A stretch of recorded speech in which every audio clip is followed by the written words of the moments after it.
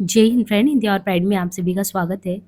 Friends, यहाँ पे हम प्रेमचंद घर में है जीवनी का वाचन कर रहे हैं और उसकी अगली कड़ी में आप देखिए कि यहाँ पे इसी प्रीवियस की वीडियो में हमने देखा था कि शिवरानी जी और जो प्रेमचंद जी की जो केमिस्ट्री है, एक तरीके से पारिवारिक संबंध, और उसमें भी सबसे बड़ी बात इन लोगों में है कि जो भावनात्मक संबंध, एक दूसरे को समझने की, अनकहे बातों को ऐसे ही समझ जाना, वो बहुत बड़ी बातें थी। यानी आप कह सकते हैं कि उस समय इस तरीके से संबंधों का निर्वहन बिना कहे कुछ कहना, तो वो बहुत ही अच्छा था प्रेमचंद जी के लिए भी। और यहाँ पे एक प्रसंग ये छेड़ते हैं, बूढ़ी नाइन का प्रसंग। कहते हैं कि वही सन 21 की बात है लगभग, कि आपके बड़े भाई साहब इंदौर से आए थे। यानी प्रेमचंद जी के बारे में कहती है कि इनके बड़े भाई साहब इंदौर से आए थे। बूढ़ी नाइन गांव में किसी को गाली दे रही थी। उसके इस व्यवहार पर बड़े भाई साहब को क्रोध आ गया। उन्होंने नाइन को 2-3 तमाचे लगा दिए। अब वो नाइन जो है, रोती हुई आई और आपका पैर पकड़ कर रोने लगी। उसको शांत करते हुए बोले, मैं भाई साहब से पूछूंगा। जब वो नाइन चली गई तो आप मुझसे बोले, भैया को ना मालूम क्या हो जाता है, उस बूढ़ी को खामखा मार दिया। मैं बोली, ये भी तो दुष्ट है ना। आप बोले, पर बूढ़ी औरत के ऊपर हाथ डालने का उन्हें क्या अधिकार है। मैं बोली, कोई सह लेता है, किसी को क्रोध आ जाता है। क्रोध की सीमा भी तो होनी चाहिए। क्रोध में कोई सीमा देखना जाता। जाकर अपने भाई से पूछिए, आपके ऊपर भी बिगड़ेंगे ही। मैं उन्हें कुछ कहूंगा थोड़े ही। शाम को पूछने लगी, आपने व्यर्थ नाइन को मारा। भाई बोले, क्या करता, ये तो बड़ी दुष्ट है। बहुत बार मैंने मना किया, पर ये मानती ही नहीं है। तो क्या आपके मानने से वह भले मानुस हो जाएगी। मुझे क्रोध आ गया, और ये तो सच है ना कि वह भले मानुस तो नहीं हो जाएगी। तो इससे क्या लाभ, मार की मार भी और ठीक भी नहीं हुई। जो कुछ कह लो, क्रोध आ गया तो मार दिया। तो आपने उस नाई से क्षमा मांग ली। क्षमा तो मैंने नहीं मांगी, लेकिन धुन्नू की माँ ने तो उसे जरूर खाना खिलाया होगा ना। उन्होंने हमदर्दी भी दिखाई। तो फिर धुन्नू की माँ ने उसे खुश कर लिया। परेशानी तो उन्हें नहीं हुई। अब हम तो बच निकले। घंटों उसे समझाया गया होगा, तब कहीं वह शांत हुई होगी। अब एक प्रसंग ये जेठ जी के साथ जो छेड़ते हैं कि यहाँ पे सन 22 की बात है, हमारे जेठ को कहीं न्योता करना था। उन्हें रुपयों की सख्त जरूरत थी। और प्रेस में बाबूजी से बोले, नवाब मुझे कुछ रुपया दे दो, जरूरत है। आप बोले, आज भैया कुछ भी नहीं आया, कहो तो किसी के यहाँ से उधार मंगवा दूं। वे बोले, मैं घर पर धुन्नू की माँ से ले लूंगा, उधार क्यों आएगा। आप बोले, उनके पास नहीं होंगे। तुम्हारे लिए नहीं होंगे, मेरे लिए तो होंगे ना। नहीं, आजकल रुपए उनके पास नहीं रहते। शाम को उनके आने के पहले मेरे पास आए। बेटी से बोली, अपनी माँ से कहो 15 रुपए मुझे चाहिए, वो तो दे दे। मुझसे नहीं करते नहीं बना, मैंने 15 रुपए निकाल कर उन्हें दे दिए। वे मेरी बात को बहुत अधिक मानते थे, मेरी सलाह ही से वे काम भी करते थे। जब शाम को आप आए तो बोले, भैया आए थे। मैं बोली, आए थे और 15 रुपए भी ले गए। आप बोले, मैंने झूठी उनसे कहा कि रुपए है ही नहीं। कहाँ थे रुपए। मैं बोली, वो दिल्ली कितना भी उजड़ जाए, देहात तो रहेगी ही ना। तो यहाँ पे देखिए कितनी बड़ी बात है कि दिल्ली कितनी भी उजड़ जाए, देहात तो रहेगी ही ना। मुझे उन्होंने झूठा समझा होगा, तभी भैया कहते थे, मेरे लिए होंगे, तुम्हारे लिए चाहे भले ही ना हो। ओह, तो मैं क्या जानती थी कि आपने ये कहा। फिर वे कहाँ पाते, मेरे घर पे कुछ ना कुछ तो पड़ा ही रहता है ना। आप बोले, मैं भी अब निश्चिंत रहा करूँगा। मैं तो तुम्हें हमेशा निश्चिंत किए रहती हूँ, कब तुम बोझिले बने रहते हो। धन्यवाद।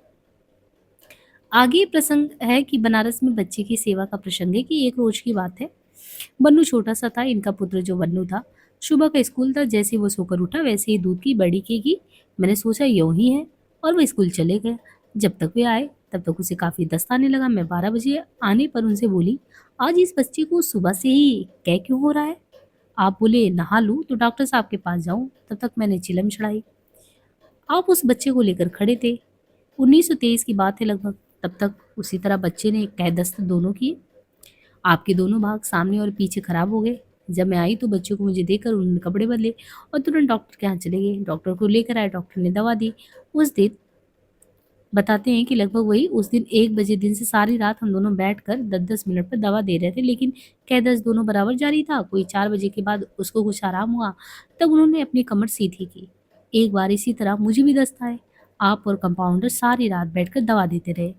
सेवा उनका मूल मंत्र था। तो ये देखिए, प्रेमचंद जी का जो हम लोग अलग अलग उपन्यास में, कहानियों में पढ़ते हैं, तो होता नहीं कि ऐसी ज़रूरी बात है ये हो कि कोई भी जो कथाकार है, लेखक है, ऐसा नहीं कि वो अपने पारिवारिक जीवन में अलग है, यानी व्यक्तिगत उसका पर्सनल लाइफ़ अलग और प्रोफ़ेशनल अलग हो। तो यहाँ पे देखिए प्रेमचंद जी की जो जीवनी है, इस जीवनी में उन सच्चाइयों को उतार के रख दे रहे हैं कि जो कलम से लिखते थे उसको जी भी रहे हैं। और सेवा भाव, सेवा उनका मूल मंत्र था, किसी को भी बीमार हुए देख नहीं सकते थे। कहते कि बस्ती से इलाहाबाद रेल में प्रसंग है कि एक बार की बात है। मैं बस्ती से इलाहाबाद जा रही थी। मेरी गोद में बेटी कमला 1.25 साल की थी। सरजू पार करना था स्टीमर से, हम बैठे थे उसी बेंच पर आप थे। नीचे उनके पैर के पास मैं थी। वे लड़की को लेकर उसी बेंच पर थे। किसी महाशय से बात कर रहे थे। इतने में एक 25-20 वर्ष का एक नवयुवक आया। वह जैसे-जैसे मेरी तरफ बढ़ रहा था वैसे-वैसे मैं आपके पैर के पास खिसकता जा रहा था। जब मैंने देखा तो वह बिल्कुल करीब था। आपका पैर दबाकर मैं बोली, "आप इस बदमाश को देख नहीं रहे हैं? मेरी तरफ बढ़ा रहा है।" उस बदमाश की हरकत देखकर आपको भी क्रोध आया। बच्चों को मेरी बच्ची को मेरी गोद में देकर उसकी गर्दन पकड़कर काफ़ी दूर ले गए। बोले, "सरजू में झोंक दो क्या?" युवक बोला, "मैंने क्या गुनाह किया? मैं तो खड़ा था।" "खड़ा होने की वहाँ गुंजाइश थी जहाँ तुम खड़े थे। स्त्रियों के सिर पर खड़े होते हैं क्या? अगर दोबारा जबान निकाली ना, तुरंत झोंक दूँगा सरजू में, पता है?" मैंने कहा, जाने दीजिए, आप बीमार थे, दवा कराने इलाहाबाद हम जा ही रहे थे। युवक ने कहा, तुम्हें ने किराया दिया है? किसी के सिर पर बैठने के लिए किराया देकर आए हो? इन्होंने गुस्से में कहा। मैं उन्हें अत्यंत क्रोध में जान हाथ पकड़कर खींच लाई। उस समय आए क्रोध के मारे काँप भी रहे थे। मुझे खुद बाद में ये अफसोस हुआ क्योंकि उस वक्त मैं उनसे ज़्यादा तंदुरुस्त थी। मैंने कहा, बैठ जाइए, तब आप शांत हो गए। गाँव में वहाँ का प्रसंग है कि आप गाँव में रहते थे, अपने दरवाजे पर हमेशा झाड़ू लगाते, कभी-कभी मैं उन्हें रोकती। छोटे बच्चों को दरवाजे पे बैठाकर 4 बजे शाम को उनके पास मिट्टी इकट्ठा कर देते, पत्तियाँ इकट्ठा कर देते, सिक्के इकट्ठा कर देते और लड़कों को खेलने के ढंग सिखाते। उसके बाद जब गाँव के काश्तकार इकट्ठा होते तो उनसे बातें होती, झगड़ा निपटाते, बच्चों से खेलते भी जाते। कोई नई कायदे कानून बनते तो उन काश्तकारों को भी समझाते। उन सबों के साथ तो वे बिल्कुल ही काश्तकार हो जाते। उम्र की बढ़ाई के लिहाज से जिसका जैसा संबंध होता सदा वैसे ही आदर देते। चाहते थे कि गांव एक उपन्यास के चित्रों की तरह सजीव कर देना। जैसे वो उपन्यास लिखते ना तो गांव में भी वो जीवंत कर देना चाहते थे। काश्तकारों की कमजोरी देखकर उनको बड़ा दुख होता। काश्तकारों की स्त्रियों से भाभी, चाची, बहन, बेटी का जैसा संबंध, सदा उसी तरह का व्यवहार करते। उनमें बड़ों को सलाम करते, जो भाभी लगती। अगर वे मजाक करते तो मजाक करते, हंस भी देते, बुरा नहीं मानते। गांव में बहुत दूर पखाने को निकल जाते थे। वहाँ शाम के दिनों में लोटे में आम भी ले आते और मूली का दिन होता तो वो भी लेकर आते तोड़ के। 1922 से 24 के लगभग की बातें कहते कि हिंदुस्तान एकेडमी जैसी संस्था खुलवाने के लिए जो है आप और मुंशी दयानारायण निगम बहुत दिनों से प्रयत्नशील थे। हिंदुस्तानी एकेडमी जो इलाहाबाद में है बहुत ही ज़्यादा हिंदी का एक तरीके से कह सकते हैं कि साहित्य धरोहर की जितनी भी सामग्रियाँ आपको यहाँ मिलेंगी, तो ये संस्था को खुलवाने के लिए दयानारायण निगम और ये प्रयत्नशील थे। हिंदुस्तानी एकेडमी खुली तो आप भी उसके एक सदस्य बनाए गए। आप मीटिंग में बराबर जाते थे। वहाँ से आने पर मैं बराबर पूछती कैसा प्रबंध ये लोग कर रहे हैं। आप बोले हम लोगों की इच्छा जिस प्रकार की संस्था खुलवाने की थी वो तो पूरी नहीं हुई। मैं बोली आखिर तय इन लोगों ने क्या खोल दिया? मतलब कि तब इन लोगों ने क्या खोल दिया? अगर जब आप लोगों की इच्छा थी, आप लोग दौड़ भाग भी करे तो फिर क्या खुला?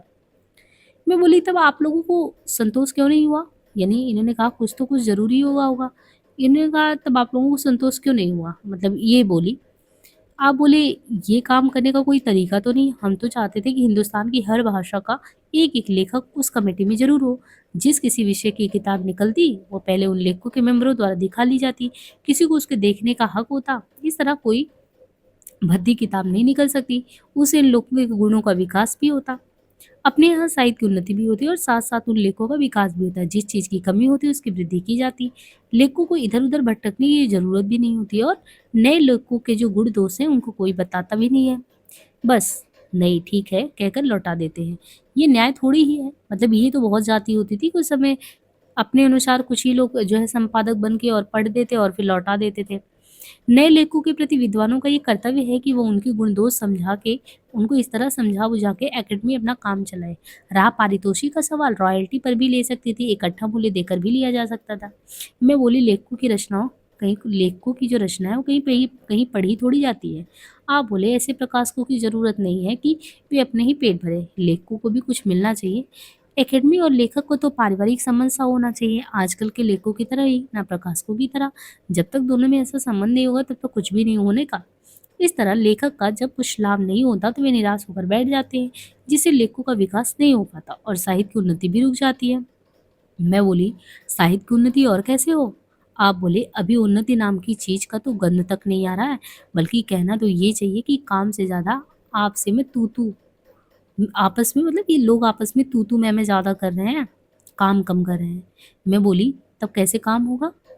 आप बोले, जब तक यहाँ के साहित्य में तरक्की नहीं होगी तब तक साहित्य, समाज और राजनीति सबके सब ज्यों के त्यों पड़े रहेंगे। मैं बोली, तो क्या आप इन तीनों की एक माला से पिरोना चाहते हैं? आप बोले, और क्या, ये चीजें माला जैसी ही तो है। जिस भाषा का साहित्य अच्छा होगा उसका समाज भी अच्छा होगा, समाज के अच्छा होने पर मजबूरन राजनीति भी अच्छी होगी, और ये तीनों साथ साथ चलने वाली चीजें हैं।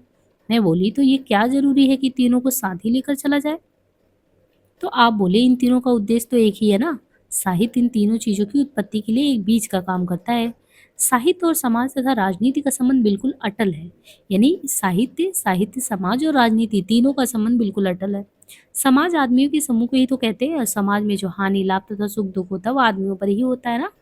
राजनीति में जो सुख दुख होता है वो आदमियों पर ही पड़ता है। साहित्य से लोगों को विकास मिलता है। साहित्य से आदमी की भावनाएं अच्छी और बुरी बनती हैं। इन्हीं भावनाओं को लेकर आदमी जीता है, और इन सब तीनों चीजों की उत्पत्ति का कारण क्या है? आदमी है। मैं बोली, आप शायद जब तक आप शायद जड़ तक पहुंचने की कोशिश कर रहे हैं। आप बोले, जड़ की ही रक्षा में तो सब संभव है, बिना जड़ की रक्षा के कुछ नहीं होगा। मैं बोली, उन लोगों के दिमाग में ये बातें क्यों नहीं आई? आप बोले, बड़े बड़े आदमियों के दिमाग में ये सब बातें क्यों आए? गरीबों की समस्याओं की ओर उनका ध्यान ही कब जाता है? जब तक उन पर नहीं बीतेगी तब तक कैसे समझ पाएंगे? इन सबों को सुधारने के लिए साहित्य ही एक रास्ता है। जब तक कोई इसे अपने हाथ में नहीं लेगा ये नहीं सुधरेगा। आप दिन रात लेखकों के लिए चिंतित इन्होंने कहा कि आप दिन रात लेखकों के लिए सचिंत रहते हैं। आपने सत्यजीवन वर्मा के सहयोग से लेखक संघ, यानी किसके सहयोग से? सत्यजीवन वर्मा के सहयोग से लेखक संघ नाम की एक संस्था भी खोली थी। उसके बाद हमेशा वे इस विषय पर चर्चा चलाते रहते।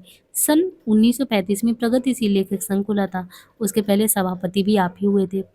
वो काम ऐसी अशुभ घड़ी में उठाया गया कि उसका उठाने वाला ही उठ गया।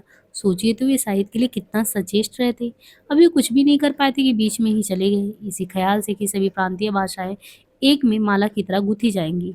उन्होंने भारतीय साहित्य परिषद को हंस दे दिया। उन्हें विश्वास था कि इसे सब एक परिवार से हो जाएंगे। इसी में उनके देश की राजनीति की सारी गुत्थियां सुलझ जाने का भरोसा था। उनके जीवन काल में ही हंस को परिषद ने अलग कर दिया। वे अपनी कठिन बीमारी के समय भी हंस को नहीं भूल पाए। गवर्नमेंट ने उनसे जमानत भी मांगी। जब साहित्य परिषद ने जमानत नहीं दी तो हंस बंद कर दिया गया। आप बीमार पड़े, मुझसे बोले, हंस की जमानत तुम जमा करवा दो, मैं अच्छा हो जाने पर उसे संभाल लूंगा।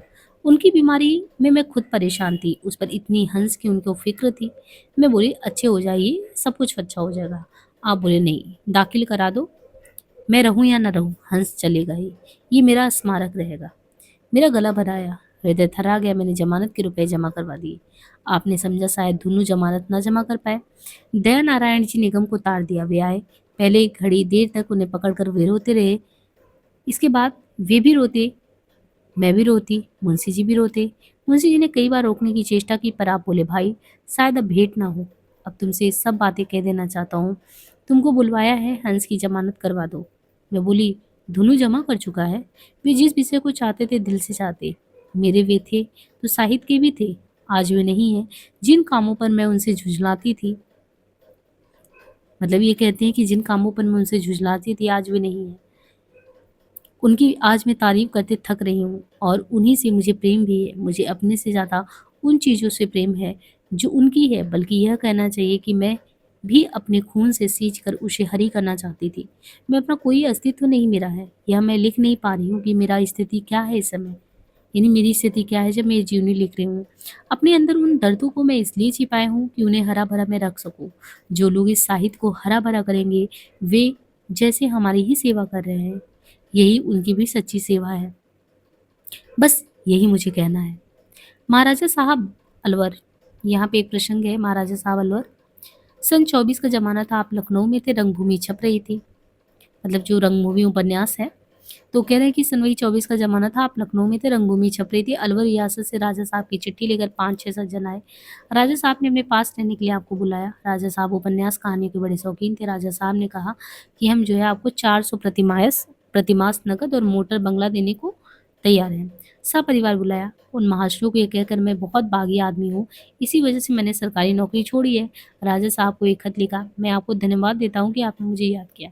मैंने अपना जीवन साहित्य सेवा के लिए लगा दिया है। मैं जो कुछ लिखता हूँ उसे आप पढ़ते हैं, इसके लिए आपको धन्यवाद देता हूँ। आप जो पद मुझे दे रहे हैं मैं उसके योग्य नहीं हूँ। मैं इतने में ही अपना सौभाग्य समझता हूँ कि आप मेरे लिए लेखों को ध्यान से पढ़ते हैं। अगर हो सका तो आपके दर्शन के लिए कभी आऊँगा ज़रूर। एक साहित्य सेवी धनपत राय। तो सोचिए उस समय के लोगों का स्वाभिमान कितना बड़ा था। सीधे इनको 400 रुपए मिल रहे हैं, बंगला, मोटर, गाड़ी, रियासत में रहने का मौका। फिर भी क्या करना है? साहित्य का सेवा करना है। मेरे पास आप आकर बोले, अलवर के राजा साहब ने मुझे बुलाया है। मैंने कहा, किस लिए? मुझे प्राइवेट सेक्रेटरी बनाना चाहते हैं। मैंने कहा, राजा महाराजों के यहाँ जाकर क्या कीजिएगा? क्यों? मोटर मिलेगी, 400 नगद मिलेगा, बंगला मिलेगा, बुरा क्या है? आपसे किसी से पटेगी भी वहाँ? मैं लड़ाका हूँ। समझने की क्या बात है, सामने देखने की बात है। गोरखपुर में इंस्पेक्टर ने जरा सा मगरूर कर दिया तो आप उस पर केस चलाने को उतारू हो गए। मौबे का कलेक्टर धमकी दे रहा था कि अगर मुसलमानी राज होता तो हाथ कटवा लिया जाता, तो आपने तो सहा ही नहीं। भला राजा महाराजा से आपकी कैसे पड़ सकती? खैर, मुमकिन एक दिन भी गुजर नहीं हो सकती। आपके लिए सबसे बेहतर है मजदूरी कर लो। राजा महाराजों के यहाँ वहीं ठहर सकते हैं जो उनकी जूतियाँ सीधी करते फिरे। जिसमें कुछ भी स्वाभिमान होगा वो तो राजाओं के यहाँ नहीं ठहर सकता। आप बोले, मेरी तो इच्छा है चलूं, कुछ दिन बंगले मोटर का शौक तो पूरा कर लूं। मेरी कमाई में इसकी गुंजाइश कहाँ है? मैं हंसकर बोली, यह उसी तरह हुआ ना जैसे कोई वेश्या अपनी जरूरतों को पूरा करने के लिए चकले में बैठे। फिर जिसने मजदूरी करना अपना ध्येय समझ लिया उसे मोटर बंगले की ख्वाहिश कैसी? आप बोले, मुझे ख्वाहिश ना हो, तुम्हें तो हो सकती है। मुझे अगर ऐसी ही ख्वाहिश होती तो सरकारी नौकरी से इस्तीफा देने को कभी नहीं कहती। आप देखिए एक त्याग और समर्पण का भाव कितना प्रेम एक तरीके से जो है शिवरानी देवी में रहा होगा कि जो हम लोगों की इच्छा होती है। अगर यहाँ पे सिर्फ़ और सिर्फ़ आप ये नज़रिया मत देखिए प्रेमचंद जी के ही व्यक्तित्व। उन व्यक्तित्व में बने उन एक कह सकते हैं कि परछाई के रूप में जो पीछे खड़ा किरदार है, शिवरानी देवी। तो वो त्याग, वो समर्पण और कहीं न कहीं देखिए प्रेमचंद जी वो बातों-बातों में निकलवाना चाहते हैं कि मुझे ना सही, तुम्हें तो इसकी ख्वाहिश होगी। और फिर ये कहती हैं अगर ख्वाहिश ही होती तो मैं इतना बड़ा अवसर क्यों पहले जब आपके पास सरकारी नौकरी थी मैं क्यों कहती इस्तीफा देने के लिए? अगर बच्चों को ख्वाहिश हुई तो? मैं झुँझलाकर बोली, बच्चे खुद अपनी ख्वाहिश अपने हाथों-पैरों पूरी करें, फिर बच्चे को आप ही सरीखा बनना चाहिए। अगर ना बने तो मार-मार कर बनाओगी? अगर ये ना बने तो मैं समझ लूँगी कि ये मेरे बच्चे हुए ही नहीं। तब आप हँसकर बोले, मैंने पहले ही धता बता दिया। आपको मुझे चिढ़ाने में मज़ा आता है। मैं ये सोच रहा था कि अगर तुम्हारी इच्छा हो तो मैं इसे पूरी ही कर दूँ। आप उपन्यास कहानी के पात्र खूब गढ़ लेते हैं पर मुझको पहचानने में इतनी गलती कैसे? उपन्यास कहानियाँ तो अपनी रुचि के अनुसार बनती है मगर आदमी को अपनी रुचि का कैसा बनाया जाए? जबरन किसी को कुछ कहना भी तो नहीं चाहिए। मैं अपनी रुचि के प्रतिकूल आदमी के साथ रह ही नहीं सकती। तो आप बोले मैं मौन रहा, मतलब वो कहती कि आप बोले मैं मान रहा हूँ कि मैं जो चाहता हूँ वो तुम भी चाहती हो। अब यहाँ पे देखिए आगे कहते हैं कि पृष्ठ में बहुत ज़्यादा काम था तो पृष्ठ में कार्य अधिक करके एक संक्षेप में दिया गया है सार। सार के प्रसंग है कि उसी सन का एक और घटना है कि मैं गाँव में थी और कहते हैं कि गाँव में थी और वही कुंवार का महीना था।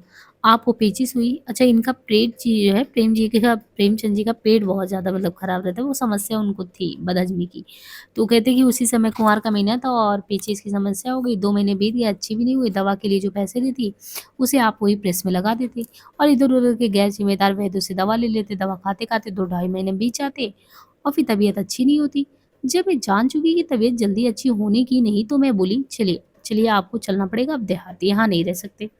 आप बोले, प्रेस का काम कौन देखेगा? मैंने कहा जब तबीयत अच्छी नहीं रही तो क्या ही कीजिएगा? आप बोले, काम भी तो मुझे बहुत करना है। मैं झुँझला कर बोली, काम भाड़ में जाए, एक ना एक तो लगा ही रहेगा। क्या भाड़ में काम चला जाएगा? उसे तो पूरा करने से ही छुट्टी है। जब मुझे यकीन हुआ कि ये नहीं टलेंगे तो मैं बोली, आप रहिए, मैं खुद देहात चली जा रही हूँ। मेरे लिए सामान रख कर जा सकती हो? मैं? बच्चे जाएँगे, सामान तो सब पड़ा रहेगा। बाहर मेरे जेठ बैठे हुए थे। मैंने बेटी से कहा, जाकर बड़े बाबू से कहो कि मुझे भी शाम को घर लेते चले। बेटी ने जाकर कहा, वे शाम को आने को कह गए।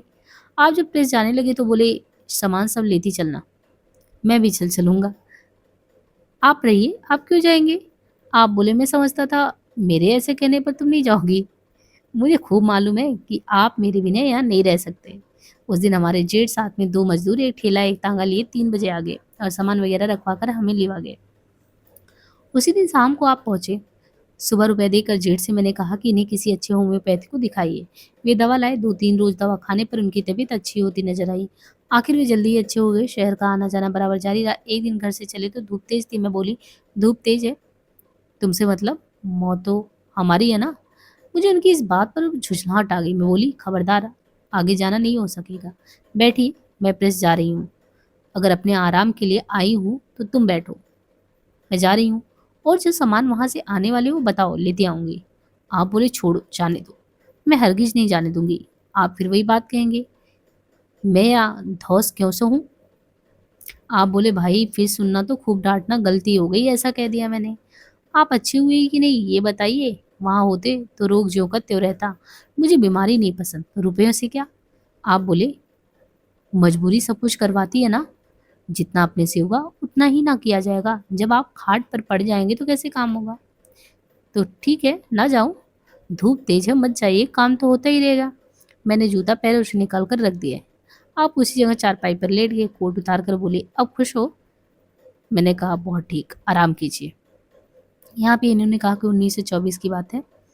आप बेदार साहब के यहाँ प्रयाग गए हुए थे। आप बेदार या केदार आई थिंक होगा। वहाँ पे गए थे माधुरी ऑफिस की कुछ किताबें बोर्ड में मंजूर कराने के लिए। बेदार साहब, अच्छा ये बेदार साहब ही हैं। शराबी थे, खुद पिया करते थे और आपको भी पिलाते। वहाँ से लौटे तो नशे में थे। उसी दिन मेरे कान का फोड़ा फूटा था। मैं भी अपने कान में रुई लगाकर सो गई थी। ना मालूम आप दरवाजे पे कब से आवाज़ दे रहे थे। मुझे कुछ भी पता नहीं चला। जब बच्चों के कान में आवाज़ गई तो धुन्नू बेटी के साथ दरवाज़ा खोलने दौड़ा। मुझे इसकी भी खबर नहीं। बच्चों को देखकर कुत्तों की तरह डाँटने लगे। उनके डाँटने की आवाज़ मेरे कानों में आई। मैंने पूछा, "बेटी, कुत्ता किधर से आ गया?" बेटी बोली, "तुम सुन नहीं रही हो? बाबूजी आए हैं। मुझे और भाई को डाँट रहे हैं बाबूजी।" मैंने पूछा, "क्या? क्या बात है?" बेटी बोली, "बाबूजी जो है बहुत देर से आवाज़ दे रहे हैं।" तो उन्होंने कहा, "हमने तो सुना ही नहीं।" मैं बोली, "देखो बेटी, क्या समय है?" बेटी बोली, "1:30 बजा है।" मैं उठने लगी कि चलकर उन्हें पानी-वानी दूँ और पूछूँ कि बच्चों को इस तरह डाँटना क्यों? बेटी बोली, "तुम ना जाओ, बाबूजी शराब पिए हुए हैं, तुम्हें भी डाँटेंगे।" मैं बोली, "ये नया नशा सीखा इन्होंने?" मुझे भी क्रोध आ गया। मैं सो रही, सुबह उठी तो उनका नशा उतर गया था। मैं बोली, "बच्चों को इस तरह डाँटना चाहिए?" मुझे आध घंटे तक चिल्लाना पड़ा था। इन्होंने कहा, "आधे घंटे तक चिल्लाना पड़ा, तुम्हें खबर भी है, सुनता कौन? बच्चे रात भर जागते रहते हैं। अगर बच्चे ना जाग सकते तो बच्चों की माँ तो जाग सकती थी।" मैं बोली, "मुझे कल ज़रा-सा आराम मिला, मैं भी सो गई। फिर मुझे मालूम होता कि आप शराब पीकर आए हैं, तो मालूम होने पर भी नहीं खोलती। फिर आपने शराब क्यों पी?" तब आप बोले, "वेदार साहब माने ही नहीं।" अच्छा, आप बच्चे तो नहीं हैं कि वेदार साहब ने ज़बरदस्ती आपके मुँह में डाल दी हो? आइंदा आप अगर पीकर आए ना तो मैं जागते हुए दरवाज़े नहीं खोलूँगी। मुझे पहले से मालूम होता तो मैं वहाँ सो रहता, मतलब वहीं पे रह जाता। तो क्या आप मुझसे कहकर गए थे कि मैं वहाँ शराब पीऊँगा? इन बुरी लतों से आप फँसते क्यों जा रहे हैं?" वो माना नहीं, मनवाना चाहिए था ना। उसके फेर में तुम पड़ती तो शायद तुम भी पी लेती। मैं ऐसों के फेर में पड़ने वाली जीव नहीं हूँ। खैर, अब नहीं पीऊँगा। उसके 5-6 रोज़ के बाद फिर उन्हीं के यहाँ पीकर वो आए। उस दिन लगभग 8 बजे के लौट आए थे। रात को 2 बार कै हुई, यानी दस्त हुआ, मैं तो उठी नहीं। मेरी आवाज़ ने उठकर पानी-वानी दिया, नहीं तो भावश इनकी थी ज्योति भाऊजी, उन्होंने दिया रात को ही, कै भी साफ़ की। सुबह जब नशा उतरा तो बोले, "रात को मेरी ये हालत थी, तुम कहाँ थी?" मैं बोली, "मैं इन आदतों के फेर में पड़ने वाली नहीं, मैं उसी दिन आपसे कह चुकी हूँ।" आप बोले, "बेचारी दुल्हन ना होती तो मुझे पानी देने वाले कोई नहीं होता? मैं इसके लिए पहले ही बता चुकी हूँ, तुम्हारा दिल बड़ा कड़ा है। आज आपने समझा?" फिर उस दिन से उन्होंने कभी शराब ही नहीं पी। अब यहाँ पे देखिए साहस के प्रसंग को छेड़ा है यहाँ पे कि सन वही 24 की बात है। मेरी पहली कहानी साहस, यानी इन्होंने बताया कि मेरी पहली कहानी जो साहस थी, वो उसे मैंने उनसे छिपा कर लिखा था और छपने को भेज दिया था। उस समय जो चाँद के संपादक थे वो आर सहगल थे।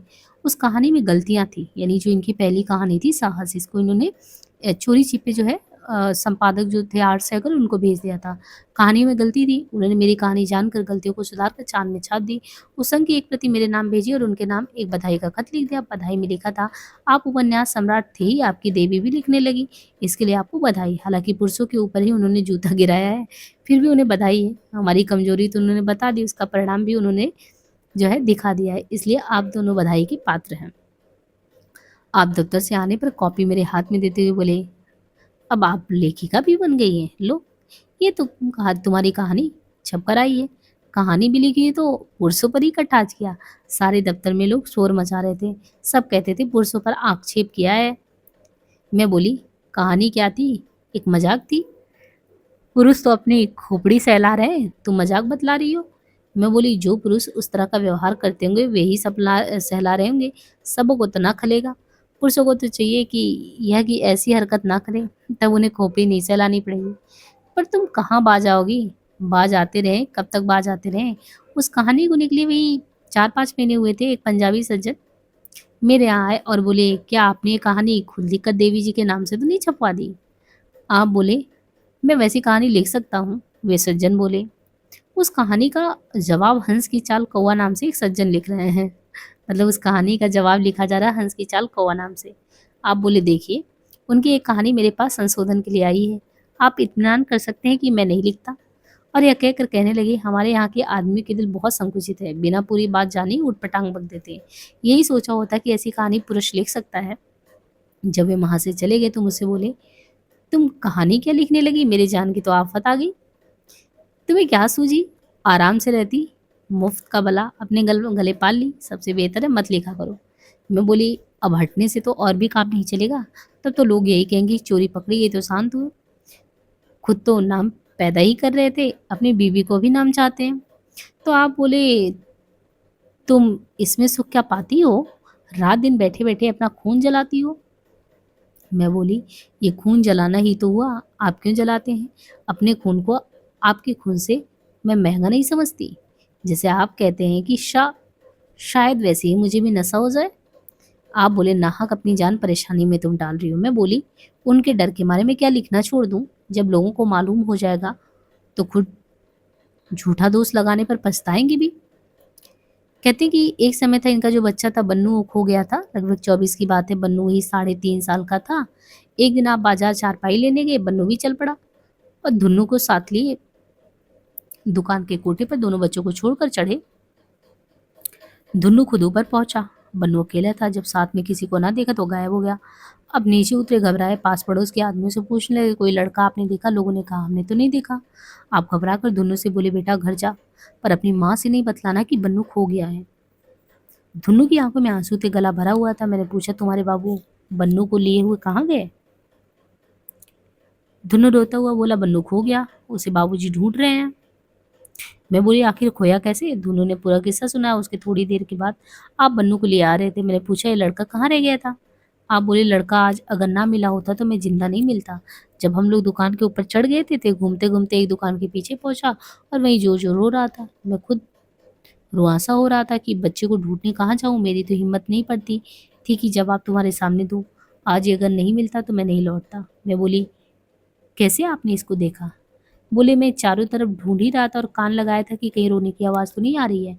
और वहाँ खंडार में खड़ा बुरी तरह ये रो रहा था। उसके रोने की आवाज़ मुझे सुनाई पड़ गई। मैं वहाँ गया, देखा ये खड़ा खड़ा रो रहा था। ये तो रो ही रहा था, मैं भी रो रहा था। मैंने इसे गोद में ले लिया। बड़ी देर के बाद इसकी हिचकियाँ शांत हुई। उस दिन से आप बाजार छोटे बच्चों को लेकर कभी नहीं गए। कहारी का छोटा बच्चा। कहारी का छोटा बच्चा प्रश्न क्या है कि मेरे दोनों लड़के इलाहाबाद में पढ़ रहे थे, यानी इनके जो प्रेमचंद जी के थे, बन्नू धुन्नू। उन दोनों को अलग अलग पत्र लिखने की आज्ञा थी। वे बराबर मुझसे कहते, कहीं धुन्नू बन्नू पर शासन न करता हो। मैं कहती, तो क्या बुरा है, वो उससे बड़ा है। आप बोले, तुमने समझा नहीं। बच्चों में दीनता आ जाती है और अपने पिता के प्रति कुढ़ते रहते हैं, और अपनी जिम्मेदारी लड़कों पर क्यों छोड़ी जाए? क्योंकि उन्हें यह ख्याल होता है कि वे जायज नाजायज सब तरह के शासन करते हैं। प्रेम का शासन तो बहुत भला है, मगर वह किस में है? आजकल कॉलेज में जाते ही लौंडों का मिथ्याभिमान जाग उठता है। इसीलिए मैं दोनों को स्वतंत्र रखना चाहता हूँ। मैं तो इससे क्या कुछ शासन की प्रवृत्ति रुक जाएगी क्या? इन्होंने कहा। शिवरानी जी ने, क्यों नहीं रुकेगी? उसे वह तकलीफ देगा तो मुझे वह लिखेगा, मैं पूछूंगा ना। मैंने कहा, बहुत से पिता तो अपनी जिम्मेदारी छोड़ बैठे हैं। अरे वो सब नालायक हैं। लायक पिता कब अपनी जिम्मेदारी दूसरों पर डालेगा? अगर उसमें जिम्मेदारी उठाने की ताकत ना हो तो किसी को दुनिया में लाने की है क्या जरूरत? दुनिया में आदमियों का आना कब रुकता है? तो फिर ऐसे नालायकों की दुनिया में कमी भी नहीं है। उन्होंने कहा कि कमी भी नहीं है। सब कुछ इंसान जो है करता है इज्जत के लिए। जब अपने ही घर में इज्जत नहीं हुई तो क्या मुझे उन पिताओं के साथ सहानुभूति नहीं है जो दूसरों पर अपनी जिम्मेदारी डालते हैं। मैंने कहा, दुनिया में ऐसा ही होता है, मरने के बाद कोई देखने आता है कि क्या हो रहा है। पहले से मर जाना तो अच्छा नहीं। सभी इस तरह सोचने लगे तो कैसे काम चलेगा। वे अपने बच्चों को खुद पढ़ाते थे। ट्यूटर रखना उन्हें पसंद था नहीं। 2-3 घंटे का समय प्रतिदिन लड़कों को पढ़ाने में लगाते वे बच्चों को आदमी बनाना चाहते थे।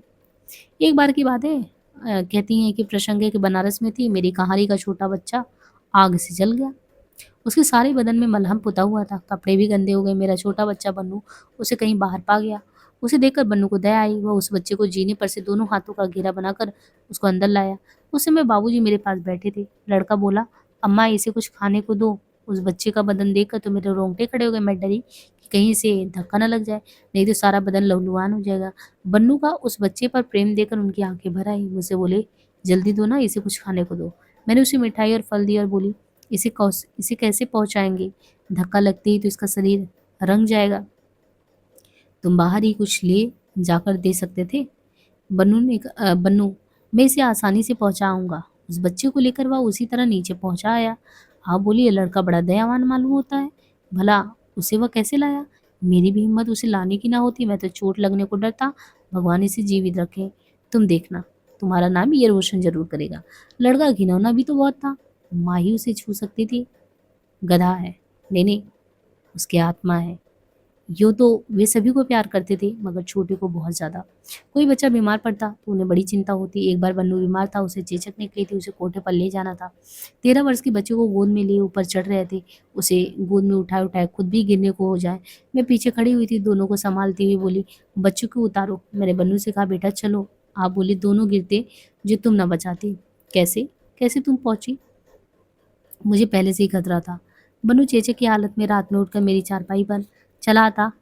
उसे समझा कर बोले, बेटा पास मत सोया कर। अगर उन्हें भी माता निकल आई तो बड़ी मुसीबत होगी। तो पानी देने वाला भी कोई नहीं मिलेगा। आप दोनों में बातें हो रही थी कि मैं पहुंची। मैंने ये बात सुनी थी। मैं बोली, आप भी खूब हैं, यह बीमारी मुझे नहीं होगी। तो आप बोली, यह छूत की बीमारी है, क्यों नहीं लगेगी? तो आप भी ना हट जाइए, आपको भी तो पकड़ सकती है। मुझे तुम्हारी बीमारी की ज़्यादा चिंता है, क्योंकि तुम एक दिन भी इस हालत में पड़ जाओ तो मेरा किया हुआ कुछ भी नहीं हो सकता। मैं अपने को इतना आवश्यक नहीं समझती हूँ। तुम्हें क्या, आफत तो मुझ पर आएगी ना। खैर, मैं बीमार नहीं पड़ूंगी, आप घबराइए नहीं। मुझे इसी की चिंता है कि दोनों बालक बारी बारी पूरी कर चुके, अब कहीं तुम भी ना पड़ जाओ। मैंने कहा, बड़े आदमियों को कम निकलता है। घर में कोई बीमार पड़े उनकी इतनी चिंता नहीं होती थी, क्योंकि मैं किसी भी रोगी को असली हालत उन्हें नहीं बताती थी। छोटी मोटी बीमारियों का इलाज तो मैं खुद ही कर लेती, क्योंकि बहुत जल्दी घबरा जाते थे। वे मुझसे अक्सर कहते कि जिस दिन मैं कुछ लिखता पढ़ना यानी लिखता पढ़ता नहीं, मैं समझता हूँ मेरे जीवन का वह एक दिन व्यर्थ गया। जहाँ तक हो सकता मैं उन्हें घर गृहस्थी से अलग रखती, यहाँ तक कि वे जब तक खुद अधिक बीमार नहीं हो जाते उनका लिखना पढ़ना जारी रहता। हाँ, मैं जब ज़्यादा बीमार पड़ जाती तब उनकी कलम रुक जाती। यहाँ तक कि एक बार मैं 6 महीने तक बीमार रही। आप उन दिनों एक लाइन भी नहीं लिखते थे। मैं उन दिनों गाँव में थी। गाँव की स्त्रियाँ मेरे पास हर समय बैठी रहती। आप बाहर बैठे बैठे ही जो जलाते। स्त्रियों की वजह से अंदर भी नहीं आ पाते, बाहर तबीयत लगती ही नहीं थी। मुझसे अक्सर पूछती, स्त्रियाँ तुम्हें क्यों घेरे बैठी रहती हैं? मैं बोली, क्या अनुचित करती हैं बेचारी, अपना काम धंधा छोड़कर आती हैं, मेरा क्या बिगड़ता है? मेरा तबीयत बाहर लगता भी नहीं। आप कुछ काम क्यों नहीं करते? आखिर कहानियों का इतना बड़ा तकाजा रखते हैं, उसे पूरा क्यों नहीं करते? मैंने सबको भेज दिया। तुम्हारी तबीयत अच्छी हुई तो फिर लिखूंगा, नहीं तो भाड़ में जाए। मैं क्या मरी जा रही हूँ? तुम्हारे स्वास्थ्य लाभ करने पर भी इसी तरह लिखा करूंगा। लोगों का आग्रह है कि यहाँ दवा करने को लाइए, पर तुम चलती ही नहीं। मुझे संग्रही थी। उनसे तो उनके घबराने के भय से बता नहीं सकती थी, पर मुझे लगा कि इस बार मैं बचूंगी नहीं, इसलिए मैं बाहर जाना पसंद नहीं करती थी। उनसे बोली, यहाँ तो दवा हो ही रहा है ना, जाने से क्या होगा? अच्छा, क्या हो रहा है? अच्छे होने के लक्षण तो मुझे नहीं दिख रहे हैं। कुछ चिंता की बात नहीं है। मान लो मैं मर ही जाऊं तो कौन कोयले की नाव डूब जाएगी? बेटी, धुन्नो सयाने ही है, बन्नों की परवरिश कर लेना। तब आंखों में आंसू लिए बोले, कोयले की नाव तो नहीं डूबेगी, पर मैं डूब जाऊंगा। उनके आंसू देखकर मेरी भी तबीयत भर आई। अपने को संभालती हुई बोली, मैंने तो मजाक किया, आप सच मान गए। तुम कितना ही छिपाओ, मुझे तो संदेह है। मैं बिल्कुल नहीं छिपा रही, अच्छी हो जाऊंगी ना। उन दिनों वो नाश्ता पानी अपने ही हाथों बनाती। जब मेरी तबीयत कुछ कुछ अच्छी होने लगी तो मेरे भाई आकर मुझे लिवा ले गए। आप भी मेरे साथ 2 महीने तक रहे। मैं जब काफ़ी अच्छी हो गई तो मुझे छोड़कर भी आए। मेरे भाई ने आपसे कहा कि बहन को छोड़ जाइए, मैं देहात ले जाऊँगा, वहाँ की आबो-हवा इनके अनुकूल रहेगी। तब आप बोले देहात पहुँचा दो, हिफाज़त में त्रुटि ना पड़े, बहुत कमज़ोर हो गई है। इसे आप बेफ़िक्र रहिए, जब तक आपके पास थी, तब तक आपकी ड्यूटी, अब भाई की ड्यूटी। आप बोले मेरी ड्यूटी हमेशा है। शरीफ भाई हैं, इसलिए उन पर ड्यूटी लगा रही हो। छोटे भाई पास ही बैठे थे, बोले इसमें शराफ़त की क्या बात? हमारा उनका खून एक ही है, हम लोगों को आपने खबर ही नहीं दी। आप बोले मैं समझता था आपको खबर होगी। भाई बोले बिल्कुल खबर नहीं, जैसे ही खबर लगी मैं दौड़ा आया। इसके बाद आप बनारस चले आए। मैंने सब जीजा को दे दिए, तो कोई प्रसंग है कि मैंने सब जीजा को दे दिए, यहाँ पे है कि आज से पहले वही कह रहे हैं कि लगभग वही 19, हाँ, 1924 के आस-पास की बात लगभग बता रहे हैं कि मेरी सबसे छोटी भांजी की शादी थी। बन्नू को खून के दस्ता ही रहे थे, वो जाने की पूरी तैयारी कर ही चुके थे, मैं लखनऊ थी और इनकी जो छोटी भांजी थी उनकी शादी थी। आप दुविधा में पड़े कि जाऊँ या ना जाऊँ? मुझसे बोले बताओ क्या करूँ? बन्नू की यह हालत, वहाँ भी जाना ज़रूरी है। मैं बोली आप ना जाए तो अच्छा। आप बोले बहन मर चुकी है, तीनों लड़कियाँ रोएँगी। एक तो मानेगी, दूसरे मैं भी ना पहुँचूँ तो गज़ब हो जाए। लड़कियों के रोने के प्रसंग आते ही खुद ही उनका गला भर आया। मैं बोली जाइए, जो होगा मैं देख लूँगी। आप गए तो मगर आपका जी मन्नू पर ही लगा रहा। चौथे दिन जब आप लखनऊ लौट कर आए तो बन्नू की तबीयत कुछ सुधर रही थी। बन्नू को देखकर बोले भगवान अच्छा ही करता है। मैं बोली आप भगवान के उपासक कब से हो गए? आप बोले देखो बन्नू कितना बीमार था, बेचारा अच्छा हो गया। शादी ठीक-ठाक हो गई? हाँ, वो तो ठीक हो गई मगर लड़कियों की विदाई बड़ी दुखद होती है। वो छोटी बच्ची को विदा ही करा ले गए। एक तो उसे घर में खुद नहीं जाया जाता, दूसरी लड़कियाँ रोने लगती हैं तो अजीब हालत हो जाती है। मैं बोली मिर्ज़ापुर ही में तो शादी हुई है अभी, कुछ भी हो कैसे रहा जाए? जो रस्में अदा करने को मैंने कहा था उन्हें पूरा कर दिया आपने? हाँ, भाई ये सब तो मुझे नहीं आता, मैंने सब जीजा को दे दिए। और 23 अगस्त सन 24 की वही लगभग घटना है कि स्थान लम्हेही गाँव, आप किसी काम से लखनऊ गए थे, मैं घर पर थी। हमारे यहाँ उनके छोटे भाई के लड़का पैदा हुआ और जो उसके कुछ ही महीना पहले दोनों अलग हुए थे और कुछ आपस में मनमुटाव भी था। जिस रोज़ बच्चा होने को था उसी रात मुझे खबर हुई और सुबह में 5 बजे बच्चा हुआ था। रोज़ाना मेरा नौकर रात को घर चला जाता था। चूँकि मुझे शाम को ही खबर हुई थी, उस रोज़ मैंने इसे ख़्याल से उसे रोक लिया कि रात को दाई बुलाने कौन जाएगा। ख़ैर सुबह हमारे जेठ जी ने नौकर को भेज दिया। दाई तो 6 बजे आ गई मगर नौकर गायब। जब वही लगभग 8 बजे के करीब नौकर आया, मैंने उससे पूछा कि तुम कहाँ चले गए थे? नौकर बोला बड़े बाबू ने दाई बुलाने को भेजा था। मैं बोली दाई तो 6 बजे ही आ गई, तुम कहाँ थे? मैंने डाँट कर कहा। तुम इतने बड़े गँवार हो कि हमारे घर में ज़रा-सा पानी भी नहीं। नौकर चुपके से घड़ा लेकर नीचे आया। मेरी डाँट को नीचे जेठ जी अपने दरवाजे पर सुन रहे थे। उन्होंने उल्टा मुझे डाँटना शुरू किया। और जहाँ तक बन पड़ा मेरे ऊपर खूब बिगड़े। मुझे भी क्रोध आ रहा था। मैं इस डर से कि कुछ कह ना बैठूँ, अपने दोनों कानों को बंद करके बैठी रही और मुझे रोना भी आ रहा था। क्यों मैं बेगुनाह थी और उसके साथ मैं किसी की डाँट-फटकार सुनने की आदी भी नहीं थी। कोई घंटों वह मुझे डाँटते रहे। इसके बाद वह तो खामोश हो गए लेकिन मैं दिन भर अनमनी सी रही। कोई 4 बजे वो लखनऊ से आए, दिन भर रोने से मेरे सर में दर्द था। जब वो आए मुझसे पूछा कि तुम्हारी तबीयत कैसी है? मैं बोली सर में दर्द है। वो बोले क्या धूप में घूमी हो क्या? उनका यह पूछना था कि मेरी आँखों में आँसू भर आए। मैं अपने आँसुओं को छिपाने की कोशिश करती हुई कमरे के अंदर आ गई मगर उनको मालूम हो गया कि कोई ऐसी बात हुई है जिससे यह रंजीता है। मेरे पीछे वो भी गए और मेरा हाथ पकड़कर पूछने लगे। उनका पूछना था कि मैं रो पड़ी। बोले सच-सच बताओ तुम्हें क्या हुआ? जब उन्होंने मुझसे ज़्यादा ज़िद की, ज़िद के साथ-साथ अपनी कसम भी खिलाई, बोलो बात क्या है? मैंने उनको सब किस्सा बता दिया। वो बोले मैं भी जाता हूँ और पूछता हूँ कि आखिर उनको हक क्या है किसी के घर की औरतों पर बिगड़ने का? मैंने कहा उनकी कुछ आदत ही है, भाभी पर भी तो बिगड़ा करते हैं। वो बोले भाभी पर बिगड़े, भाभी पर बिगड़ने का उनका हक है, उनकी बीवी है, उनको दूसरे की बीवी पर बिगड़ने की क्या हक है? मैं बोली जाने दीजिए, आदत की कोई दवा नहीं होती। आप बोले नहीं, मैं उनको समझा दूँगा। मैं बोली मैं तुम्हारे हाथ जोड़ती हूँ, उनसे कुछ मत कहो, नहीं तो वो कहेंगे कि बस आते ही हो गया। अपने घर में सभी लोग कहते हैं, कहना कोई जुर्म नहीं और फिर उसी तरह तुम पर बिगड़ेंगे और तभी बिगड़ते हैं जब मैं घर पर नहीं होता। उन्हें मुझ पर बिगड़ने का हक है, तुम पर नहीं। मैं उन लोगों की औरतों पर बिगड़ने तो नहीं जाता और फिर तुम्हें उसी समय कह देना चाहिए कि नौकर अपने लिए रखे हैं या दूसरों के लिए। मैं बोली मैं कैसे कह सकती हूँ? आखिर वो बड़े ठहरे, तो जब बड़ा अपना बड़प्पन नहीं रखता तो हम क्यों मजबूर हैं?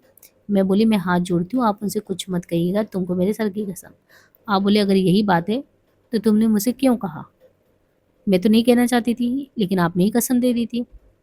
तो तुम मुझी से शेर हो और किसी से शेर नहीं बनती। शेर होने की बात नहीं, वो मुझे डाँट रहे थे, पास पड़ोस के आदमी सुनते रहे होंगे। मैं बोलती या आप कुछ कहेंगे तो लोग कहेंगे कि दोनों भाइयों में झगड़ा हो रहा है। ये तो अच्छा नहीं, खैर उन्हें ही बड़ा हो जाने दीजिए, ये बातें कहने सुनने की बाकी रह जाती। वह बोली तो मेरे डाँटने पर तुम्हें क्रोध क्यों आएगा? अब मैं भी डाँटा करूँगा। आपका डाँटना मुझे नहीं अच्छा लगेगा, आखिर मैं भी उम्र में तुमसे बड़ा हूँ। अब बड़े-छोटे का कोई सवाल नहीं, आपका डाँटना मैं नहीं सह सकती और फिर मैं जब कसूर ही नहीं करूँगी तो मुझे फिर डाँटेंगे कौन? तो तुमने सुबह क्या कसूर किया था जिसके लिए तुम पर वो डाँट पड़ी थी? तो ये प्रसंग बताती हैं कि किस तरीके से और देखिए यहाँ पे एक तरीके से आपको ये भी रूप देखने को मिला कि चाहे इस तरीके से उन्होंने शिकायत किया, वो अपने भाई को डाँटने जाते समर्थन कर सकती थी, परंतु ऐसा नहीं की। तो एक पारिवारिक प्रेम है कि परिवार में एक निष्ठा है कि परिवार में अपनत्व कैसे बना रहे, टूटन नहीं हो। और अभी आज की पारिवारिक व्यवस्था में आप देखेंगे तो किस तरीके से विच्छेद की स्थिति तुरंत आ जाती है ना? सहन शक्ति नाम की कोई चीज़ नहीं रह जाती है। बाकी हम नेक्स्ट एपिसोड में देखेंगे कि गल्फ सम्मेलन रायबरेली के तहत जो प्रसंग है उसमें क्या होता है।